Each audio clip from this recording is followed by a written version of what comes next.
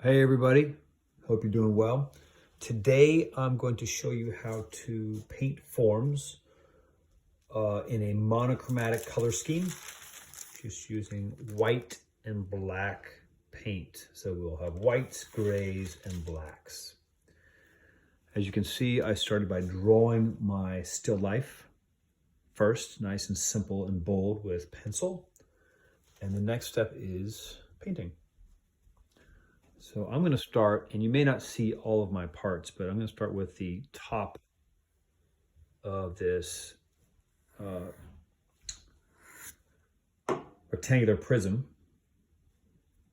And it's going to be basically, each form needs to have light, medium, and dark. So it's going to be the highlights on the front, medium on the top, and dark on the side. So I'll start with the medium. And it's just a matter of mixing a little bit of black paint in with your white, shooting for maybe a 4 or a 5 on the colors, on the value scale. Maybe a touch more of that. Nice medium gray, right? And when you're painting with acrylic paint, especially if you're doing very angular pictures, it's helpful to have a flat tip brush and pulling the lines across in the same direction using your arm, okay? So you can see my arm does all of the work. Here, there we go, happy with that. I think I'll go ahead and just put in this nice dark tone. Maybe it's like a 7 or an 8. I was gonna do all the same tones, but then everything's wet and that's a bit of a hassle. So I'm gonna go ahead and bump up the darkness here, creating a shade.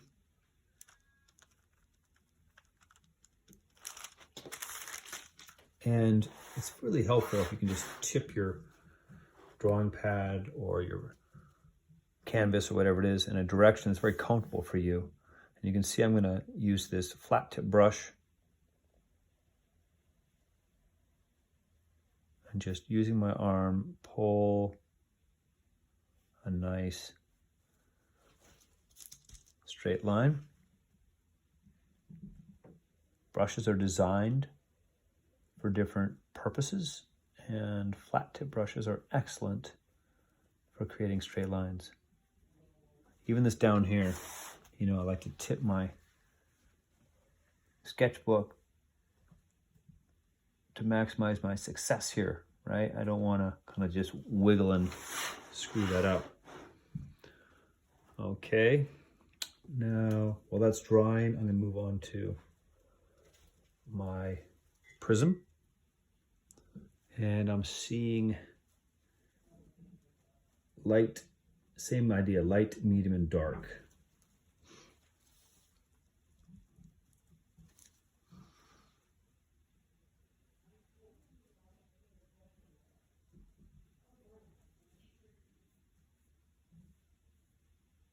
Notice always sliding the brush. I never push it or use my wrist.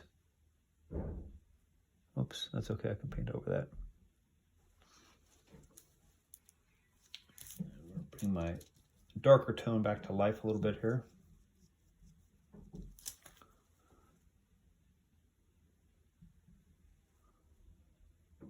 And it's not quite as dark as I want. You really want to see a distinct difference between the two.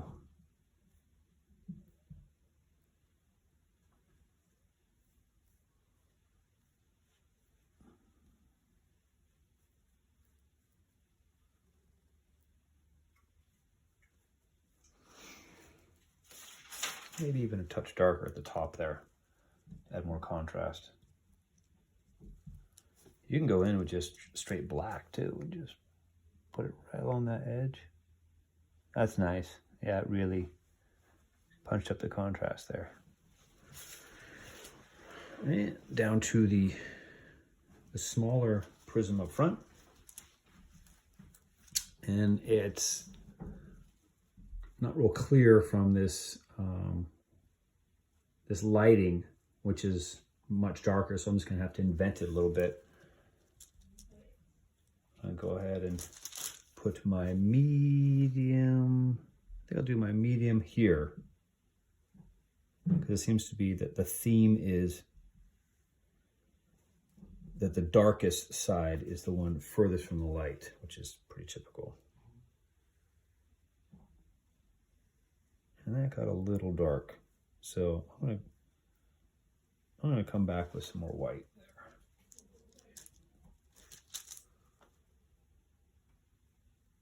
That's better.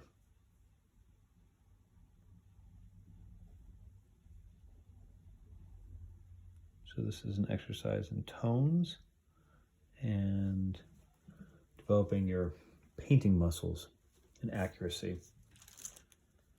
Here comes the darker tone or darker shade.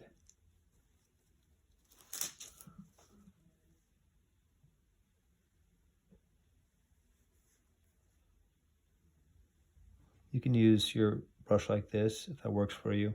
I find it's a little more accurate if I use that sharp edge.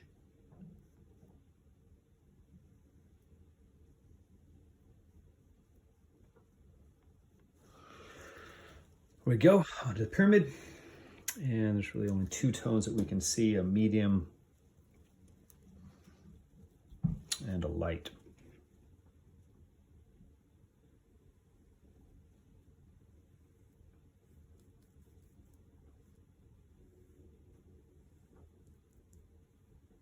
It's a bad idea to do this kind of thing to come up to a line. You always want to make your lines using the straight edge of the brush. Okay.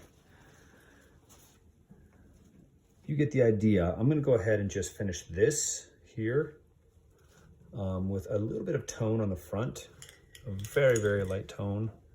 You could just leave it empty. That would work. I'm going to get some fresh white. And then I'm going to hit that dark shadow on the table a little bit too. See, here is just the lightest gray tone. It helps your painting look more consistent too if you have every area painted, as opposed to just leaving it blank paper, because that could look a little funny.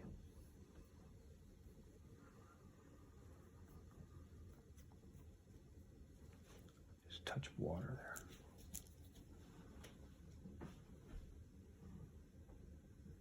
I got a little squirrely. There we go. And now how about if I throw in that shadow? I've got another brush too. I think I'll use this as my backup. I got this little guy getting kind of little nooks and crannies. Clearly, from my point of view, that shadow back there is the darkest area. And I think I'm just going to use pure black. No, changed my mind. Not pure black. Almost pure black. Maybe an 8 or 9 on the value scale. And I see the shadows coming off of here, across there. Same idea, pulling my lines. And now I am using a little wrist right here.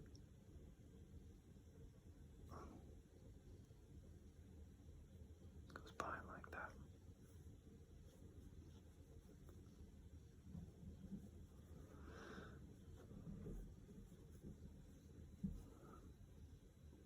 Back to using my arm to pull that straight line.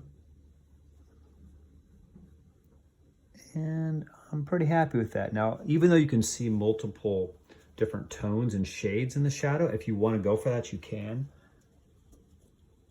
Like there's a secondary lighter shadow coming off over here.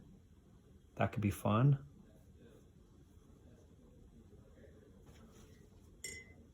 maybe just the toughest blending of that secondary shadow with the first. And in the back, same idea on that edge. I don't know. I think it looks kind of crappy, to be honest. I was just going for it.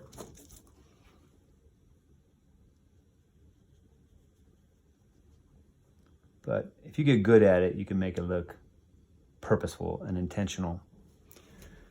All right, something like that. And then just finish up the rest of the highlights. Oops, paint over that. And shadows.